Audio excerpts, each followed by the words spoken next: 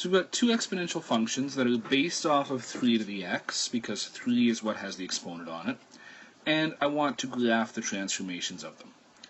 We know with every exponential function we have two key points that come into play.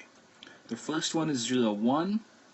The second one is 1c. c in this case is 3, so we'll have a second point at 1, 3.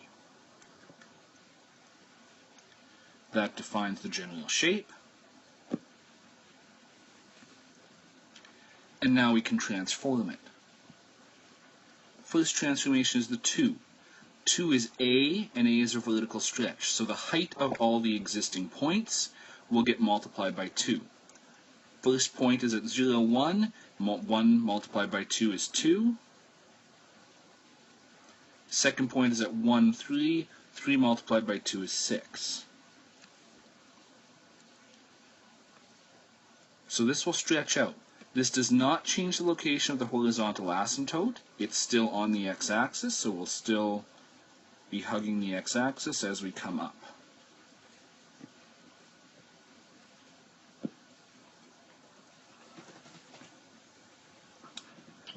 Our second transformation, the -4, that's a horizontal shift, keeping in mind that horizontal transformations do the opposite of what we'd expect, so this will shift right by 4.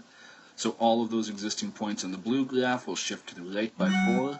First one, which is now at 0, 2, will move to the right 4 points, right there. Second one will also move to the right 4 points. Horizontal asymptote doesn't change, just the positioning does now.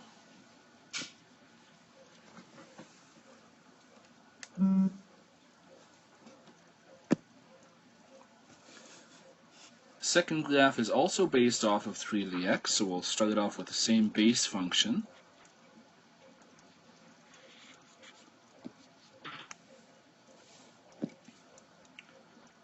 Work the transformations. We have -1/2, meaning there will be a flip and a stretch involved, but we can deal with those at the same time. If we treat it as all of the points along the y-axis are being multiplied by -1/2, that'll take care of the flip as well. So first point at 0, 1, 1 times -1/2 would be -1/2. Second point at 1, 3, 3 times 1/2 would be 1.5. Sorry, -1.5.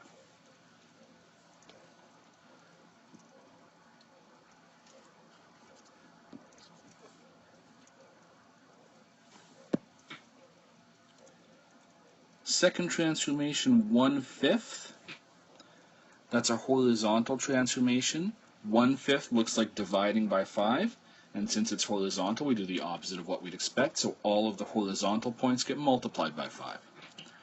First point's at 0.5. 0 times 5 would still be 0. Second point is at 1 and -1.5. 1 times 5 would move it out to 5. So there's our horizontal stretch.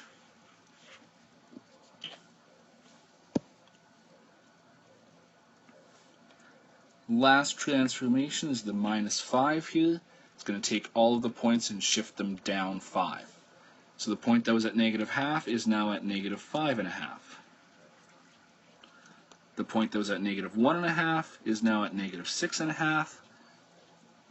As well, the location of the horizontal asymptote will change because we're shifting everything, including the asymptote.